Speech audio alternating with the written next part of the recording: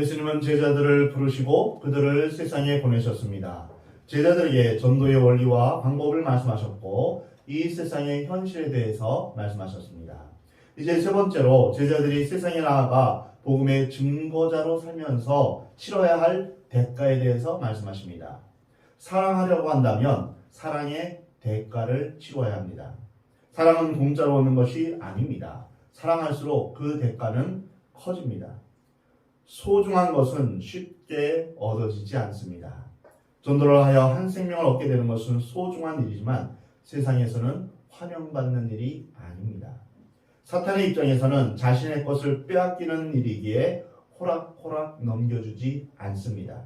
그러기에 전도를 통해 생명을 얻는 일은 쓰라린 대가를 치르는 일입니다. 예수님은 그 몇 가지 대가를 말씀해 주셨습니다. 너희는 환영과 환대를 받는 것이 아니라 핍박과 조롱을 받게 될 것이다 라고 말씀하셨습니다. 오늘 본문 24절, 25절 말씀입니다. 제자가 그 선생보다 또는 종이 그 상전보다 더 높지 못하나니 제자가 그 선생 같고 종이 그 상전 같으면 조카도다.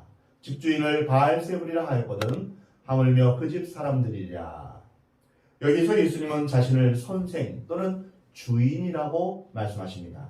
집주인인 예수님이 귀신의 왕 바알세불이라 이렇게 조롱받는다면 그 집에 거하는 종들의 입장은 어떻겠느냐라고 말씀하시는 것입니다. 선생보다 높은 제자는 없고 주인보다 높은 종은 없다. 그런데 집주인이 세상 사람들에게 바알세불이라고 조롱을 받고 있으니 하물며 너희가 당할 수모와 핍박은 얼마나 크겠느냐 이렇게 말씀하시는 것입니다. 그렇습니다. 세상 사람들은 결코 예수님이나 예수님 믿는 사람들을 환영하지 않습니다. 그들은 언제나 비판적이고 또한 멸시와 조롱을 서슴지 않습니다. 이것이 세상의 속성입니다. 그래서 예수님을 위해서 살려고 결단한 사람들은 언제나 이 세상에 조롱과 핍박과 멸시를 받게 마련입니다. 그리스도인들의 참된 표시는 두 가지가 있는데요. 하나는 사랑이고 또 하나는 고난입니다. 예수님은 너희가 서로 사랑하면 이로써 모든 사람이 너희가 내 제자인 줄 알리라 라고 말씀하셨습니다. 사랑이 그리스도인임을 나타내는 증거입니다. 우리가 서로 사랑할 때 우리는 하나님의 자녀, 하나님의 백성임을 이제 세상 사람들에게 알려주는 것입니다. 또한 그리스도인들이 고난받을 때 그것이 진정한 그리스도인임을 증거하는 것입니다. 우리가 세상과 적당히 타협하며 살면 세상은 우리에게 고난을 주지 않습니다. 고난이라는 것, 핍박과 조롱이라는 것은 진실로 예수님을 따르고자 하는 그리스도인들에게 주어지는 하나의 표시입니다. 예수님은 병을 고치시고 귀신을 쫓아내며 심지어 죽은 자까지 살리는 능력을 행하셨습니다.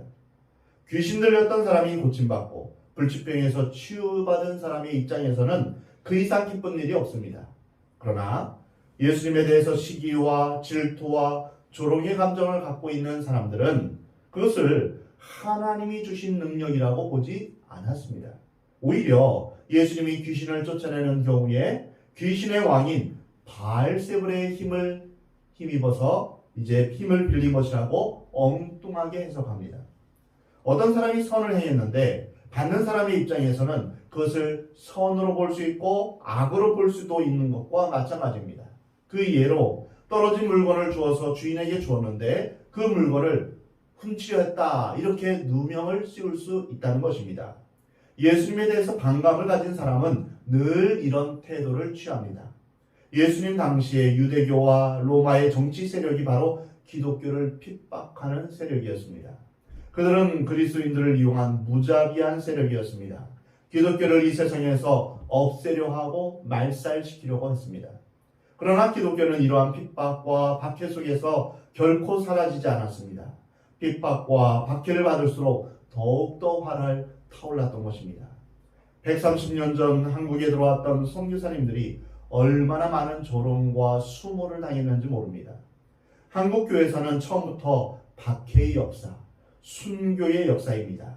한국 기독교는 일본 제국주의의 잔악한 만행과 공산당에 의해서 순교의 피로 얼룩진 역사였습니다. 근데 이런 핍박과 조롱을 겪을 우리에게 예수님이 다음과 같이 말씀하십니다. 오늘 본문 26절 말씀입니다.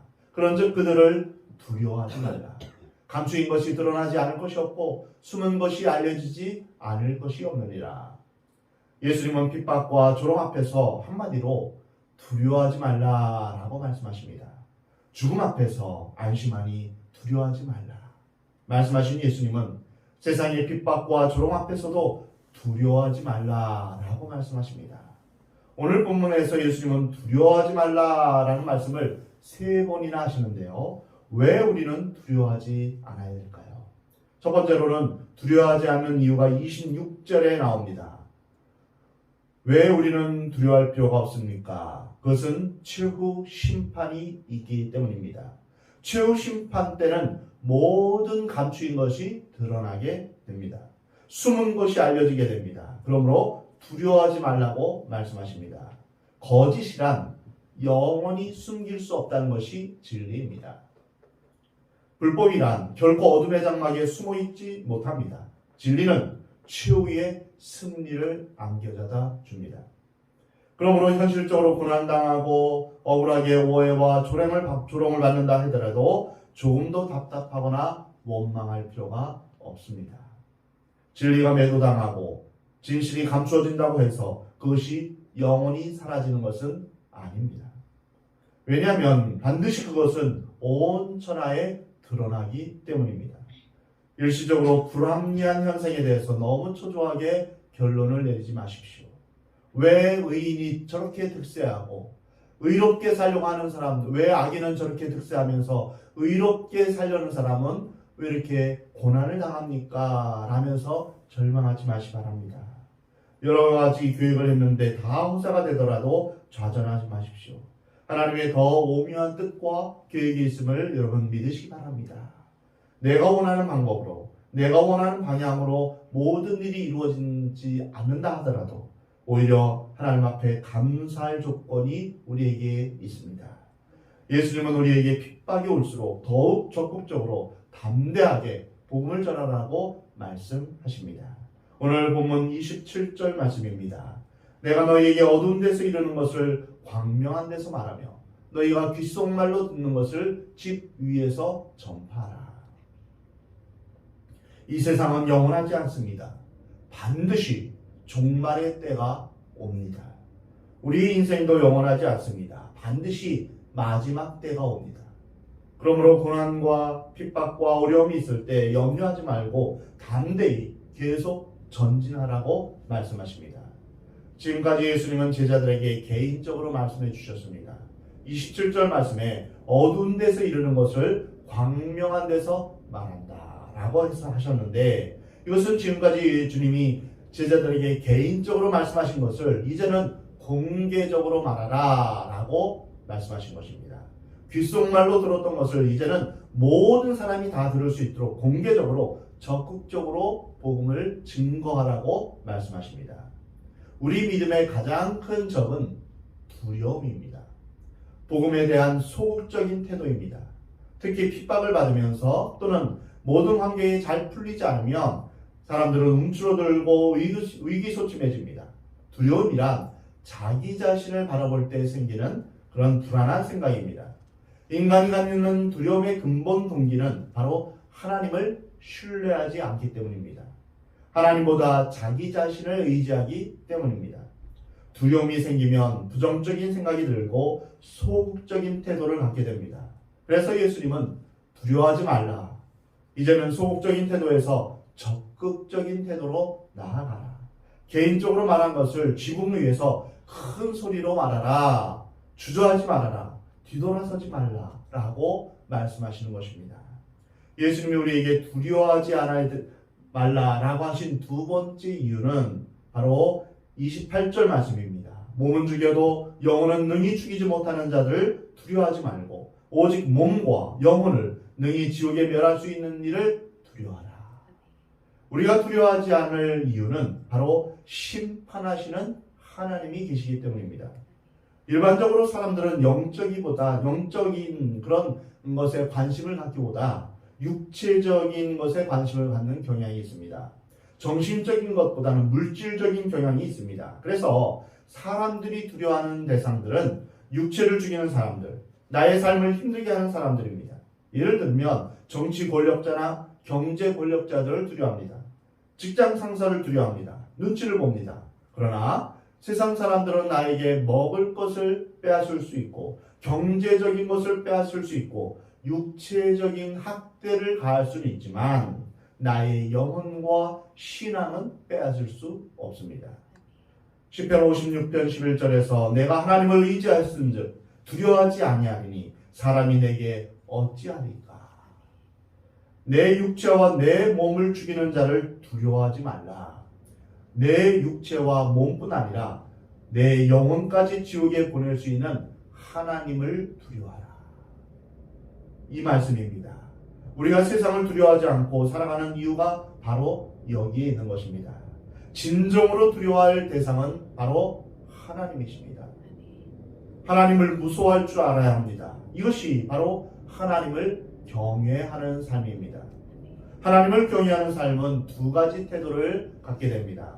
하나는 죄를 멀리하는 것입니다. 하나님을 두려워하는 사람은 하나님께서 극도로 혐오하시는 죄를 멀리하는 것입니다.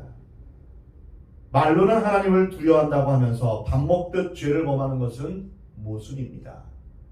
또한 하나님을 경외하는 사람은 사람을 두려워하지 않습니다.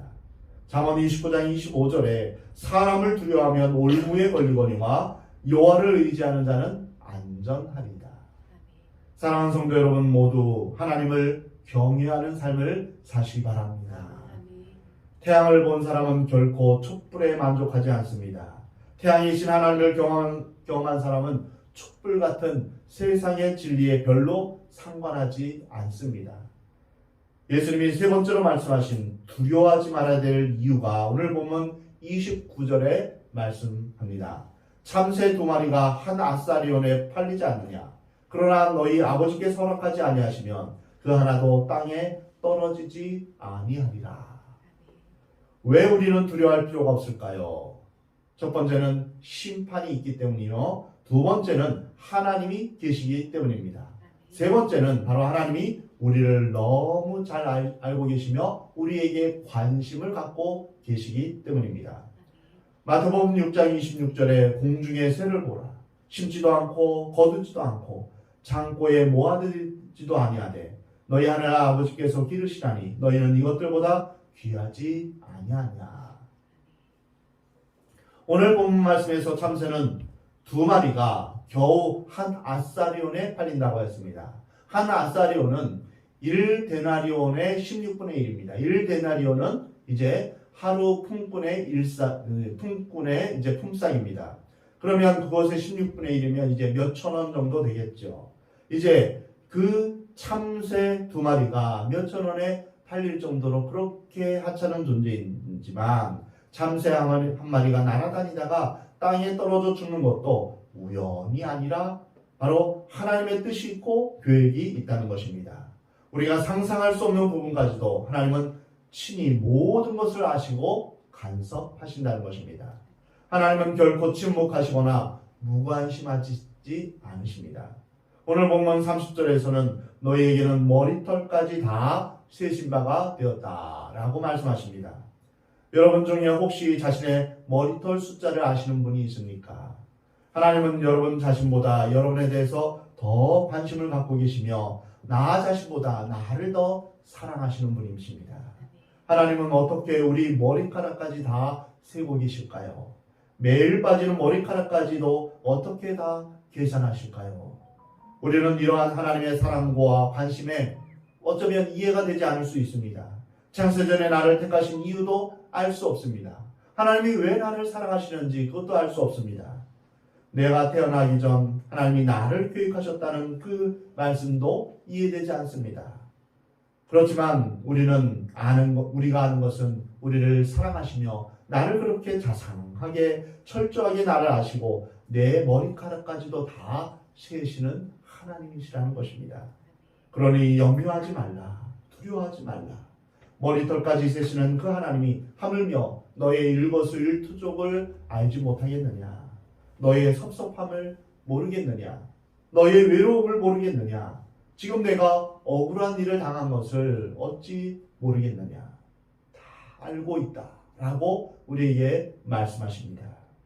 하나님을 믿는 사람이 꼭 기억해야 될 것이 있습니다. 바로 세상에는 우연이라는 것이 없다는 것입니다. 우연이 되어지는 것은 하나도 없습니다. 그래서 그리스도인들은 재수 없다 이런 말을 써서는 안 됩니다. 운이 좋아서 이런 말도 써서는 안 됩니다.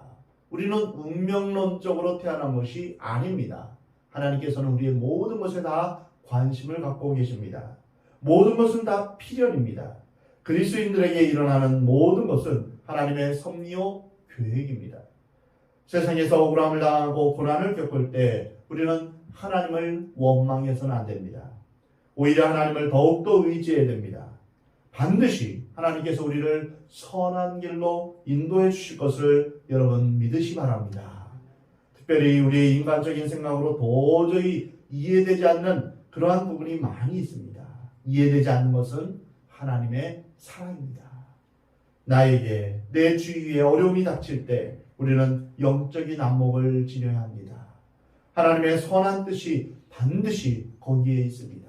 그래서 주님 앞에 여쭤보시 바랍니다. 주님, 이 상황 가운데서 제가 배워야 할 것이 무엇이 있습니까? 자주자주 하나님 앞에 질문하시 바랍니다. 하나님은 반드시 답해 주십니다. 믿음의 눈을 가진 사람은 그것을 발견하게 됩니다. 끝으로 예수님은 우리가 핍박과 조롱과 고난을 당할 때 기억해야 될 말씀을 우리에게 들려주십니다. 오늘 본문 32절, 33절 말씀입니다. 누구든지 사람 앞에서 나를 시인하면 나도 하늘에 계신 내 아버지 앞에서 그를 시인할 것이요. 누구든지 사람 앞에서 나를 부인하면 나도 하늘에 계신 내 아버지 앞에서 그를 부인하리라. 이것은 현재의 신앙 태도가 구원을 결정한다는 의미입니다. 대부분의 사람들은 현재의 자기 삶과 미래를 단절해서 생각하는 경우가 많이 있습니다. 자신의 현재의 신앙 태도와 구원을 연결시키지 않는 것입니다. 왜 거짓말할까요? 현재의 거짓말이 미래와 상관이 없다고 믿기 때문입니다. 왜 사람들이 악한 일을 서슴없이 행할까요? 그것이 미래와 상관이 없다고 생각하기 때문입니다.